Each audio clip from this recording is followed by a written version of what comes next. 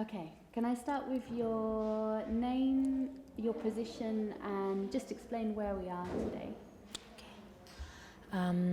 Where we are today. Yeah, so, Place. yeah, this Okay. place, yeah. Okay. My name is Jigme Tinzin, and my sort of role here in this nunnery, you can say, teacher. In Tibetan, they call it Lopon, meaning teaching. So my role model, I would say, my responsibility is to teach the nuns here, our nuns, my colleagues here, and also I do teach in many different places. Like students, I'm from Ladakh, and so I, for example, place like Delhi, Himachal, and all the students wherever they are studying. So I quite often go to different places to just. I wouldn't say it's a teaching because I myself is not an advanced practitioner. I wouldn't consider that. So, but I do have a bit of experience under the guardians of His Holiness the Gelon Drukpa, my root guru. So I do have a bit of experience, ever since I became nun till now. So I share my sort of knowledge or whatever I learn and what I do with the students, and also internationally I do teach to different sanghas, Drukpa Sangha in international, all different places. And so this is our main headquarter, I would say. We have many nunneries in Ladakh, back in Ladakh, and also in Himachal, and also in Nepal. So this is the sort of main headquarter. Most of the nuns, we all stay here, and we very intensively practice so many different things. Yes. How many nuns are in this nunnery currently, and what's the age range of the nuns? Well, presently, I think we are around 500 nuns here in this nunnery, and some of our nuns, they're in Ladakh. They're doing 3 years retreat.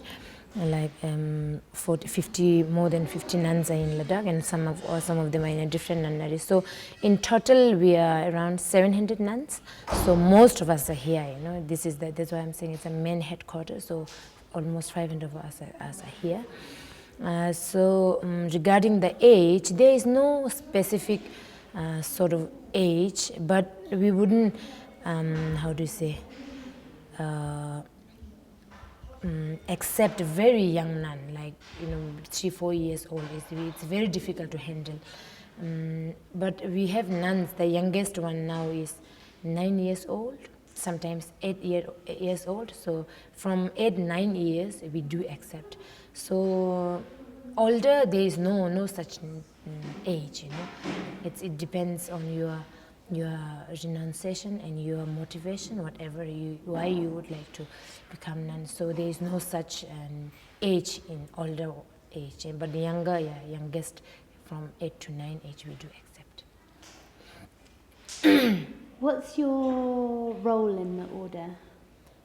My role in the order, teacher. I would say teacher Lopon. So my responsibility is to teach my colleagues. But I have been doing the chanting master, which is one of you might have you have seen now. We do lead such grand pujas every year. So I have been also selected pointed out as a chanting master, so which I did now 3-4 years ago. I was the main chanting master for 3 years. So after that, I couldn't do two things at the same time. So presently, my role is to teach my colleagues and also different places. How is your order or this order different to other orders? Well, that's a very good question. I personally, and not only me, and everybody feel, everyone think that our order, Drukpa order, especially when it comes to nunnery, I would say, this is an example for the rest of the female practitioner. and particularly, and for the rest of the women in general, because the Drukpa nuns, we are very fortunate, we are very lucky, I would say, because what we have here, what opportunity or the chances we have, I don't think other nunnery has it. Monks, when it comes to the male practitioner, I think from the beginning lists and from traditionally being back from Tibet and Himalayas, the monk always have the position, they have the, how do you say, people look up to them. But when it comes to the nunnery and female practitioner, there was not such. Even back in Tibet, there is no such nunneries. When people hear saying nunnery, they wouldn't consider, it's not a respected one. And then nuns also, they don't do much. But in our case, in Drukpa nunnery, we have, so I always say it's a golden opportunity. We can do whatever we would like to. There is no such restrictions. For example, regarding how do you say, regarding the spiritual dances and all these things, I think we have seen yesterday. Nuns never did it before. Even in Tibet and all this, never. Monks are always there. They always do perform all these, dances, mask dances, the dharma dances, drum dances, damaru dances. There are so many different dances, but nuns have never performed. But we are very lucky and very fortunate to have these chances, because our Root Guru has given us fully sort of chance. So here in this nunnery, we do lead from top to bottom. From the puja, from the dances, from the leading, from office. Everything runs by nuns. So that's why I would say it's a very different. There is no restrictions. Now it's our, how do you say, responsibility to do it. I always feel we have to do it. We should never feel demoralized. Nuns cannot do it, girls cannot do it. We have to step down. We should never think that because we have. But I'm not saying we don't have to compare with the monks. We do have a respect to them. We don't have to compete. We don't have to do competition among with. But it's our, how do you say, responsibility to do all these different performing dances and like kung fu and cleaning environment, cycle yatra. We do cycle, we do padyatra, everything we are doing it. So this is an example, I would say, for the rest of the female practitioner and for the rest of the nunneries. That's a very good answer. Do you think the changes that have come about in your order in terms of traditional roles, so the changes you've just talked about, how do they fit with your spirituality and within Buddhist beliefs? Well, to me, like personally, to tell you truth, from since young, personally, I never felt the gender inequality. I think there are many inequalities amongst in a family. I think, especially in Himalayas, parents always sort of consider girls not to do. They have always given the how do you say, responsibility and all these things to their son, not the daughters. But personally, I've never feel since young. My parents have never sort of how do you say, given the different chances to both daughter and the son. But I think in Ladakh, I'm from Ladakh, and Ladakh itself has in general, there is gender inequality. The men are always the role model. Men are always in the first. The girls and women are always in behind. But you said the change, how it fit. I feel, I think there are many people who don't like it. like doing kung fu by nuns, it doesn't go with their mind, they will definitely disagree with it. And even the dances, when it comes to spirituality, when we first perform our nuns, the nuns perform the dances, even the many great masters, they are sort of shocked, they said, how we have never heard the female practitioner or the nuns performing such mask dances, so they don't really like it, but then, we have never stopped it, because we have given the great opportunity by our master, so there is no restriction, so we do it, and then I think many people don't like it, but then these days, by doing it, so many different roles, and then I think, how do you say, logically, I think the logic people who really think deeply about it, there is no harm. Instead there is lots of benefit. There is a lots of beneficial to not only our nuns but different nunneries, as I said, in general, all the women and all the practitioners. So now these days it's becoming, getting better. The stereotypes or the mindset seems to be sort of, how do you say, dispelling, I would say. Yeah. So we are trying our best. Yeah. What is the traditional role of women in Buddhism? Or what would be the traditional role of nuns rather in Buddhism? Well, from the Buddhist point of view, when you look from the Buddhist point of view, there is, from the Buddha Shakyamuni, of course, Buddha Shakyamuni is the founder of Buddhism. These days we have to do, I'm the one, I'm teaching the philosophy, mostly I didn't mention the philosophy and all these things. So all the script, all this script which comes from the Buddha Shakyamuni, when we read through it, when we go through it, he has never, differentiate like men and women. When he gives teachings, he would always say, my son and my daughter. He would never say only my son and there is no daughter, It's like my Dharma son and my Dharma daughter. So he has given the same opportunity, same chances. So I would say our role is to do this, of course, mainly from the Buddhist point of view, and then our responsibility is to help others.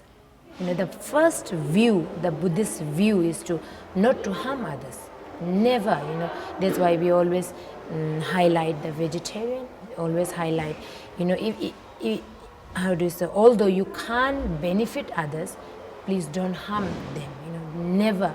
That is our role to really play as a Buddhism. So I would say, as a nun, as a Buddhist woman, as a female practitioner, same, it goes to same. We have to in this life, as a being, as a practitioner, Buddhist practitioner, you have to, first thing is to not to harm anybody, not only human being, but the nature, insects, the animals, never harm.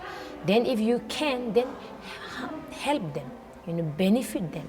So our responsibility is to, first we have to go through lots of different trainings, we all have to go through different trainings, and then once you are sort of qualified, and then you have to benefit others by teaching, mind training, how to be happy, we all beings looking for happy. So starting from the happiness, then our goal is to get enlightenment in order to benefit all the beings.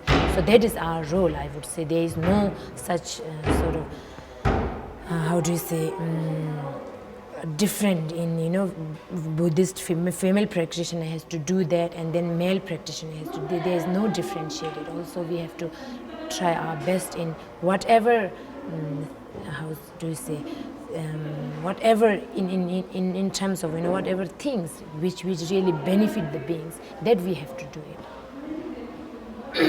How's the audio in terms of, yeah? Because I can hear the building work, but it's not picking up. We can get from this one. It's okay. Okay. Okay.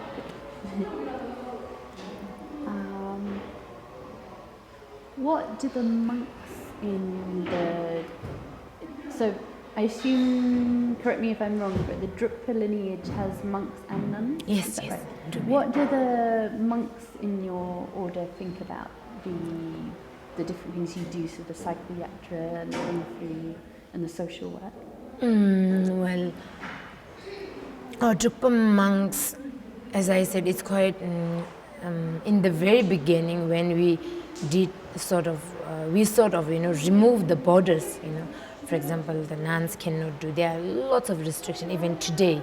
That's why I'm saying in our nunnery is the only one where there is no restrictions, Otherwise, there are lots of restrictions. Nuns cannot do that. Nuns cannot do that, This is only should be doing by the monks and all sort of thing. But we have always been doing so many different things. So in the beginning, I think it was also, I would say, our monks also have sort of, how do you say, difficult to adjust in their mind, because it become a mindset. It become very solid sort of mindset. Oh, nuns cannot do. They always have to sit at the behind, They cannot show in the front, Always should be in the second row and all sort of things. But I mean, we have never stopped doing it. We have been performing. We have been continued doing the social work, cycling, and then environmental and all these things. Now, I mean, everyone is, I think, they're very happy. Instead, I would say our Drukpa monks are very proud of. They feel very proud of what the Drukpa nuns are doing it. So we are like brothers and sisters, So these days, when we discuss the dance together, and even our root guru has he has been teaching us directly all these different dances, and sometimes we have to teach the monks, So they are very comfortable. They don't feel sort of very what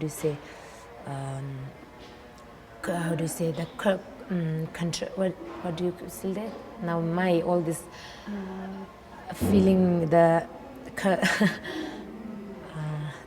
sort of stereotype, or the fanatic, being fanatic about. They don't feel. They feel very free. They feel free when I teach. Otherwise, I think traditionally monks have to teach the nuns. That's the sort of everyone feel okay when the nuns teaching monks, or they may feel but they don't feel it. I personally, I was teaching our Drukpa monks, and they feel very happy. They don't feel any sort of uncomfortable or anything. So I think they feel proud of us. And did that take some time? Was that something that they had to adjust their minds? I think so. In the beginning, our nunnery it's not so long ago. We have been doing social work and all this. I think now around 8-9 years. It's sort of newly we are doing it. So I think in the beginning it was quite difficult, because that's why I'm saying it's a mind. It become a solid mindset. It's very difficult. But now it's okay.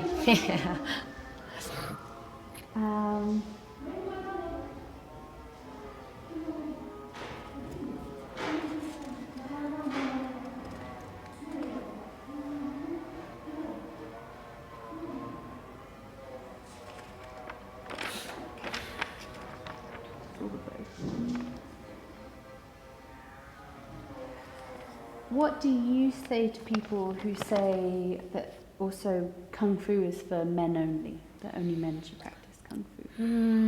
Well, Kung Fu is, I would say, it's an art. It's an art, which is not only designed for men. And when it comes to Kung Fu, I personally, I practiced Kung Fu these days I can't do so many things at the same time, but I have also practiced it. Kung Fu is an art, and it really gives you immense sort of confident, mentally, physically, fitness. Of course, we don't have to talk about it, by practicing Kung Fu. I personally feel it really gives you tremendous sort of confidence. Otherwise, that's Kung Fu is, I think, because of Kung Fu, our Drukpa nuns are very strong these days, When the earthquake hit Nepal in 2015, our nuns are the one who sort of decided not to evacuate from the Nepal. They stay back, and then they say this is the time we have to help them. Beings are tremendously, they are suffering, they are crying, they are dying. Now we have to really work on it. Instead of running away from Nepal and look for a comfort zone. So nuns decided, we ourselves decided we have to stay back, and then we worked all these different remote places, and, by carrying all these different, how do you say, the aid and all these things. So I think Kung Fu gives us tremendous confidence. So when you are confident, you can do everything. The fitness, you are very fit, you can do it, you can walk it, we can days and night, you can walk. That's why I would say we can cycle for, for like 400,000, like 2 months constantly.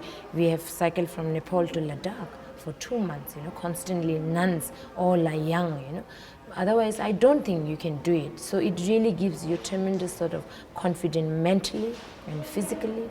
That's why everyone now, you can see they're very fit, you can do it. We would never say, oh, we cannot do it, we are very fear, monks, the men should be doing it. So Kung Fu is, I would never say it's designed for men.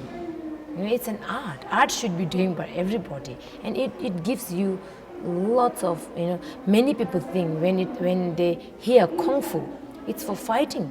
They would say, oh, this is one of the very strong mindset that people, the people think when it's say Kung Fu, oh, they are going to fight or what? They are Buddhist. It's not for fighting. Come on. You have to use your logic. This is Kung Fu is to train yourself the self-defense. We all need self-defense, especially when it comes to nuns. We have to, when it comes to, there's a time we have to do solitary retreat. You have to be alone in cave. You have to be alone in the mountain. So we never know. I mean, these days, in this 21st century, many things are like rape cases are happening everywhere. So we have to at least, have to have a self-confidence, self-defense. You can defend yourself, not to be violent, not to fight with others. Kung Fu is, our motivation is never to fight, by using the Kung Fu and fight with others and do something bad to the social, in community. Not at all, But people have that mindset. That's why they feel, oh, nuns performing Kung Fu means what, But it's not. Just think about it, don't stress yourself. Comfortably, logically think about it, what you really get from Kung Fu. So I would say Kung Fu is really one of the tools for our nuns to build confidence.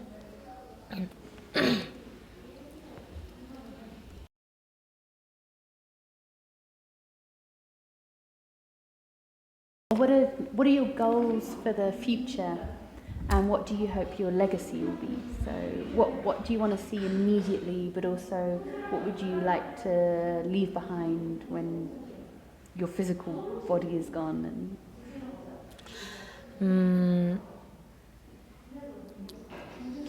Our goal is for future is the main goal is to really benefit beings.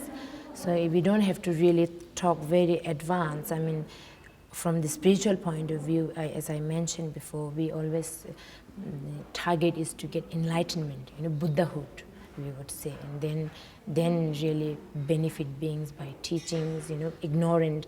We have to remove our ignorant, and all these different teachings comes. But that definitely goes without saying. But on the spot, like what we have to really look at the world, what's happening. For example, the climate change and all this natural, we always say natural disaster, but all these disasters are not natural disaster, it's a man-made disaster. We have to really respect the nature, Mother Nature, we are living with it, The Mother Nature is keeping us, giving us all this, we can breathe it, we can walk, all these are because of, thanks to the nature. But, human beings are, unfortunately, we are, sometimes it's a sort of too much. We never think about the nature, but we are too selfish. So that's why I think beings are really tremendously suffering. Like, for example, recently about Australia, the fire, what's happening, and then climate change and all this disaster happening every day, every year. So we wouldn't say that we have to be just hide ourselves and do meditation in cave and then really don't even think about the social, for the world. But it's not that's not the, how do you say, sort of authentic practice, I would say. On the spot, we have to, from the very small thing, what we can contribute to the world. So that's sort of my in the sense, our nuns, Drukpa nuns, motivation is to help beings. That's why we are, that's why we are cycling, in order to raise awareness of the environment, how important it is, how not to pollute. And we do, when we do cycle yatra, we do collect all these non-biodegradable items which really harms thousands of countless beings. So we are picking all this rubbish and then trying to educate the people who are very ignorant about it. So these are the sort of we can contribute now in this sport. When we do cycle months and months, it's not easy. Definitely, it's very hard. You have to go through lots of hardship, go through lots of difficult times, the weather, water, traffic. There is so many things to talk about, but we are sort of taking the risk, like our life on the tips of our finger, and we are doing it, thinking that really beings will understand it. Human beings will sort of, how do you say, get the message of what we are trying to do. So then we all can live in this world harmoniously, Otherwise, we are being too selfish, and then we never think about we pollute. If you are a rich person, you can drive like so many different cars. You can keep like BMW, Audi, and whatnot. Mercedes Benz by one person, but it's you have money and you have property and all these things, but you never think about what happening in the world. So we are trying to sort of motivate the beings. That's why we are saying, people are suffering. So when they are suffering, we have to do something, on the spot.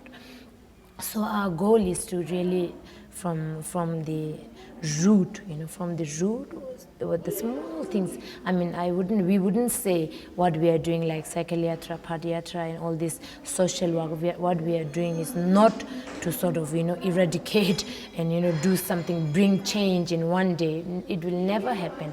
But our small contribution really leads, and then people understand, and then it becomes sort of how do you say, collective responsibility. So then we all can happily live in this world. For example, I would say, just bringing this the Wuhan virus, coronavirus is such a shocking sort of tragic virus, and people are really, when I think about China, the beings in the human beings in Wuhan, how the suffering they are going through, this all we have to eat, because of we are so selfish. We are eating the life days, in 3 meals, life. So this is sort of, we all have to understand it. We shouldn't be treating other, like giving sort of pain and, all these things. We should never think that, even if they are animal, but animal has same feeling, and all the animal, they have mind, they have feeling, so we should treat them in a better manner. So then we all can live harmoniously. So this is sort of our, from the root thing, we can contribute and make people understand, and we can, and as much as we can, we really want to sort of help and benefit beings. And then ultimately, of course, our main goal is to get enlightenment, liberate from this the samsara, the suffering. And then once you are enlightened, then you have no concept, you have no such, so then you can really benefit countless beings. So that is sort of our future, and the future goal. And as a legacy, I would say, me as a the female practitioner and of course as a Drukpa nun, as a, we have already been sort of doing so many different things which other nuns never did it, other female practitioners never did it. For example, one of our main practice is 6 yogas of Naropa, which is a very advanced yogi, it's a yoga, which always perform. I think all the monks and female practitioners, yogi, definitely receive all these advanced teachings, but nuns and female never did it. So we are doing it. For example, last year, it's an inner heat practice. So it's a very difficult, I would say it's a difficult in the sense, there is a sort of exam in the, in winter. Here it's better because it's Nepal is not so cold, but in Ladakh, in minus 30, we have to stay overnight in ice outside, wearing just one silk of this shawl, nothing. So we have to stay in ice, but we never feel cold because of this great practice.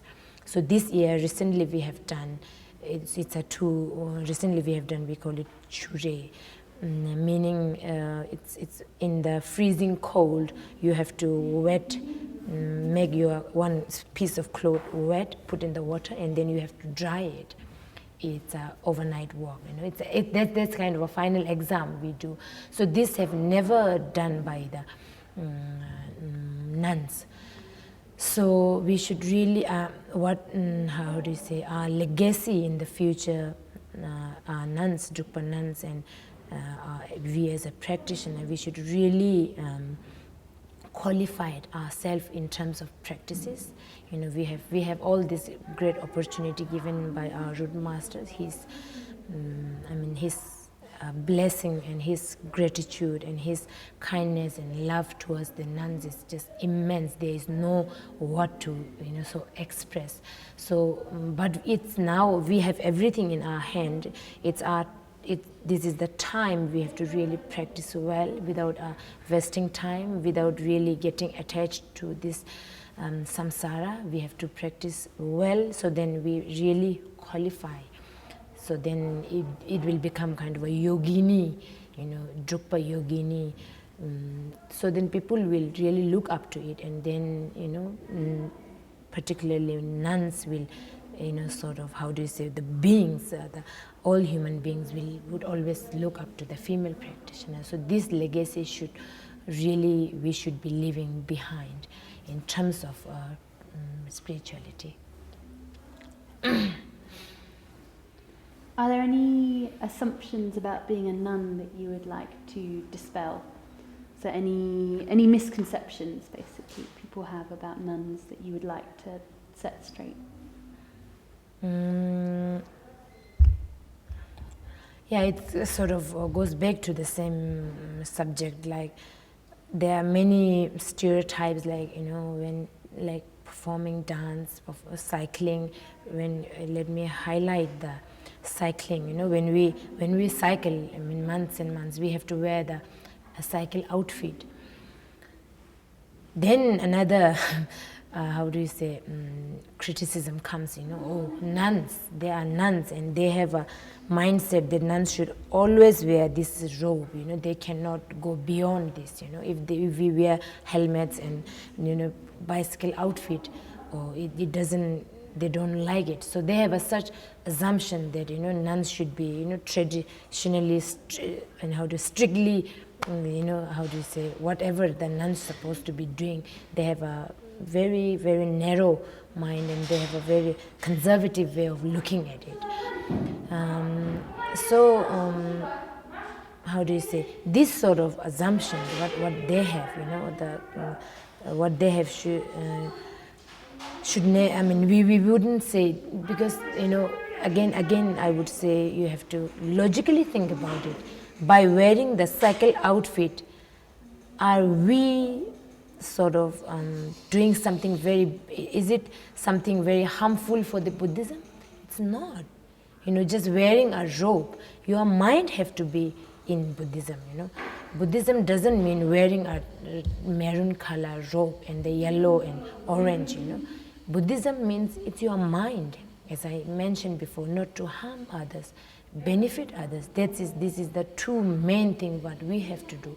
By wearing a different robe would never change you, you know. So this sort of assumption, this sort of conservative way of looking at it should never comes up, you know, and people should never